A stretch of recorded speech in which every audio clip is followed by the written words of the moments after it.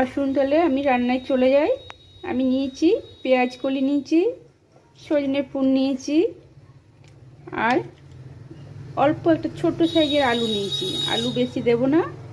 আর এই যে 5-6টা রসুনের কোয়া নিয়েছি, এটা আমি থেতো করে এটা দেব।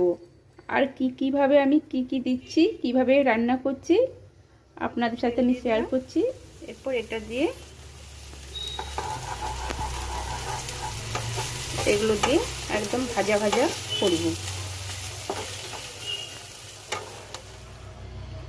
বন্ধুরা, ভালো লাগলে আমার ডেসক্রিপশন বক্সে আছে, ক্লিক করে দেখে নেবেন আর লাইক, শেয়ার, সাবস্ক্রাইব করে দেবেন। Thank you.